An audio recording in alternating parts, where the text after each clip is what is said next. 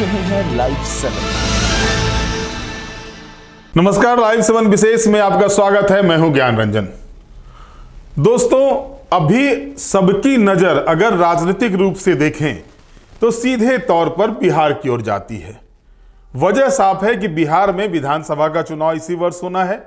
अक्टूबर नवंबर के महीने में विधानसभा का चुनाव संभावित है और इससे पहले हर राजनीतिक दल अपनी ओर से तैयारियों में जुटा हुआ है।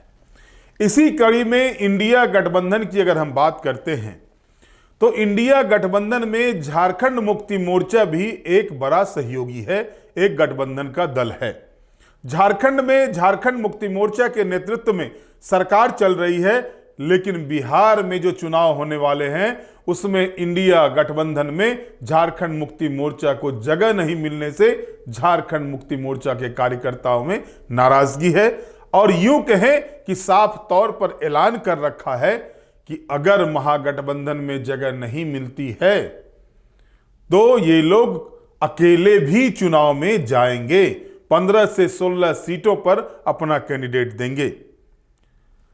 दोस्तों, हम आपको बता दें कि 4 बैठकें इंडिया गठबंधन की हो चुकी है, जिसमें आरजेडी के तेजस्वी यादव उस बैठक की नेतृत्व कर रहे हैं, क्योंकि बिहार में संयोजक भी इंडिया गठबंधन के वही हैं। अब उस बैठक में कांग्रेस पार्टी भी है, इसके अलावा वाम मोर्चा के लोग भी हैं, साथ ही साथ मुकेश सहनी की पार्टी जो है वीआईपी पार्टी, वो भी बैठक में शामिल होती है। लेकिन बगल के प्रदेश झारखंड से झारखंड मुक्ति मोर्चा को एक बार भी न्योता नहीं दिया जाता है। नाराजगी की वजह भी यही है। बहरहाल, अब आप कहेंगे खबर क्या है इसमें? अब खबर यह है कि 30 तारीख को हूल दिवस है और हूल क्रांति के साथ झारखंड मुक्ति मोर्चा के साथ बैठक भी हो सकती है इंडिया गठबंधन की।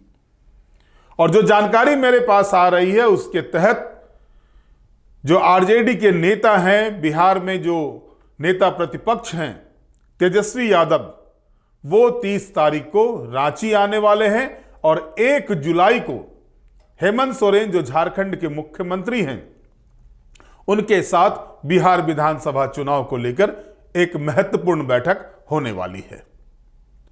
अब इस बैठक में सीटों को लेकर के तालमेल होंगे, बातें होंगी, क्योंकि आपको याद होगा कि जिस तरह से झारखंड मुक्ति मोर्चा के नेताओं ने साफ तौर पर यह कहा कि आरजेडी का झारखंड में एक विधायक था तो उसको भी हमने 5 वर्षों तक मंत्री बनाए रखा, हमने अपनी दोस्ती में कभी कमी नहीं की, हम कभी भी उनको अलग नहीं किए अपने साथ से। लेकिन दुख तब होता है जब महागठबंधन की बैठक होती है बिहार में और झारखंड मुक्ति मोर्चा को पूछा तक नहीं जाता है। और इसके बाद से ही रोष व्याप्त हो गया था झारखंड मुक्ति मोर्चा के नेताओं में, कार्यकर्ताओं में। ये बातें तेजस्वी यादव तक भी पहुंची, राजद सुप्रीमो लालू प्रसाद यादव तक भी पहुंची, क्योंकि लालू प्रसाद यादव इस बार फूंक फूंक कर कदम उठाने वाले हैं और उनको अपने पुत्र को स्थापित करना है बिहार के मुख्यमंत्री के तौर पर। क्योंकि आपको याद होगा कि लालू यादव ने कह भी दिया था बिहार का अगला मुख्यमंत्री तेजस्वी यादव होगा। और आपने पिछले दिनों देखा कि तेज प्रताप यादव जो उनके बड़े पुत्र हैं लालू प्रसाद यादव के, उनकी एक घटना के बाद किस तरह से उनको पार्टी से अलग किया गया, उनको परिवार से अलग किया गया।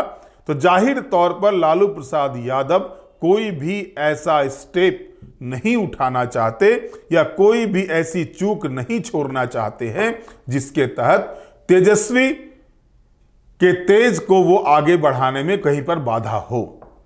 हालांकि ये सच है कि तेजस्वी यादव ने लालू प्रसाद यादव के बाद जिस तरह से पार्टी को संभाला है, जिस तरह से लालू प्रसाद यादव लगातार अस्वस्थ रह रहे हैं और उस बीच तेजस्वी यादव ने जिस तरह से पार्टी की कमान संभाली और पार्टी को आगे बढ़ाया है, उससे इनकार नहीं किया जा सकता। झारखंड में भी आपने देखा कि गुरुजी की विरासत को हेमंत सोरेन और कल्पना सोरेन ने बड़ी मजबूती के साथ आगे बढ़ाया और आंकड़े को 20 से 34 तक पहुंचाया। लाख कोशिश के बाद भी 2024 के विधानसभा चुनाव में भारतीय जनता पार्टी, या यूं कहें कि एनडीए गठबंधन की एक नहीं चलने दी हेमंत और कल्पना की जोड़ी ने।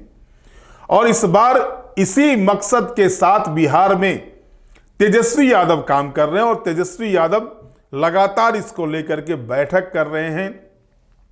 अपने कार्यकर्ताओं को साफ तौर पर कह दिया है कि गणेश परिक्रमा करने से कुछ नहीं होने वाला है, क्षेत्र में काम कीजिए, जो काम करेगा उसको उसका दाम मिलेगा, उसको टिकट मिलेगा।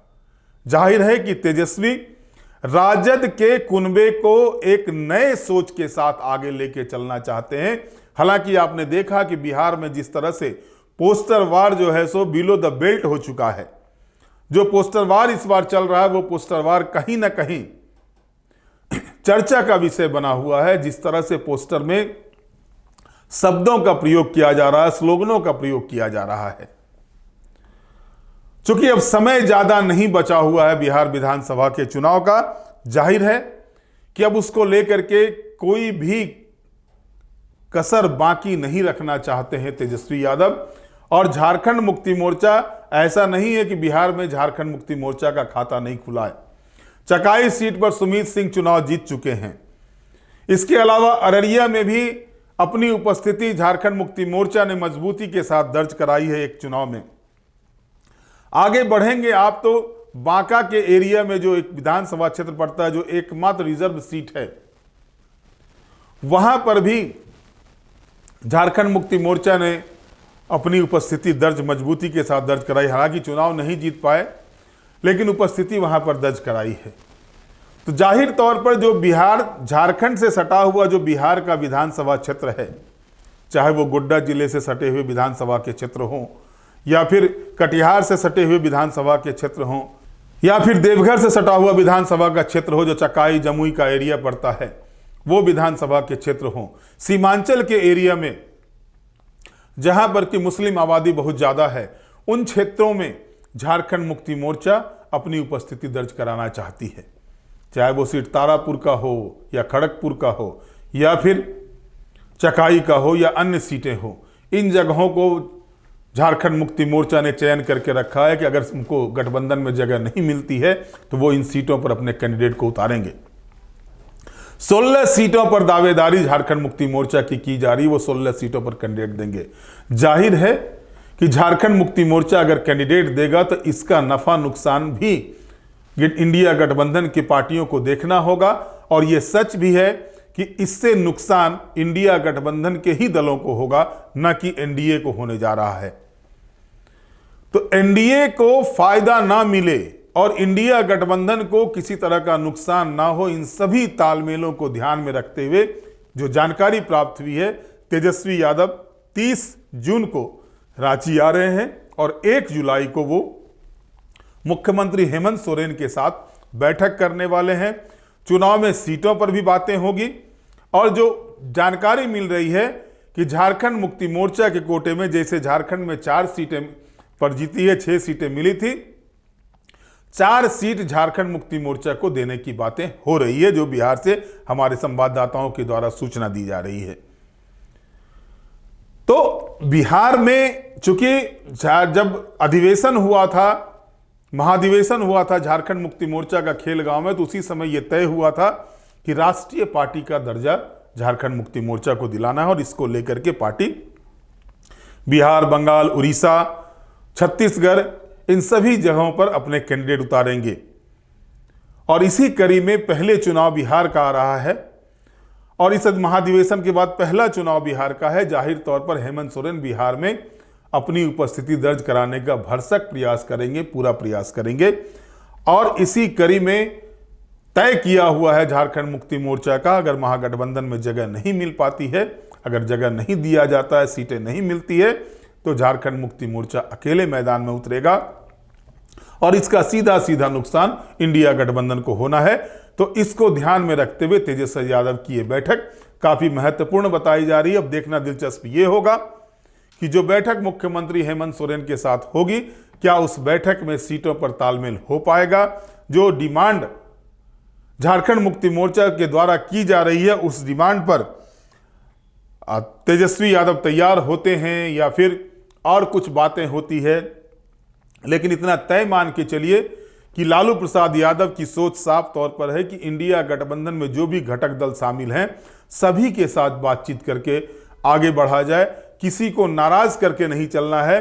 सीटों को लेकर के अगर आवश्यकता पड़े तो उसमें कांग्रेस के कुछ सीटों को कम किया जा सकता है, आरजेडी को जो आरजेडी जिन सीटों पर चुनाव लड़ना चाहता है उसमें कुछ कटौती हो, माले के या लेफ्ट के सीटों में कटौती हो, वीआईपी पार्टी 50 सीटों की मांग कर रही है, वो तो मिलना नहीं है लेकिन उसमें भी कटौती हो।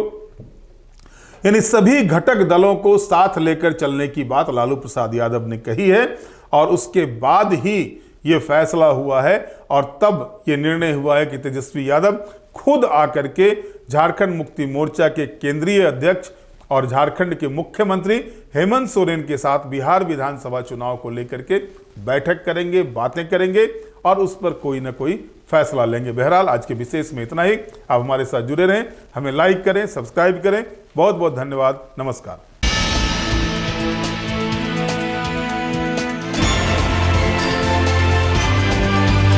आप देख रहे हैं लाइव 7।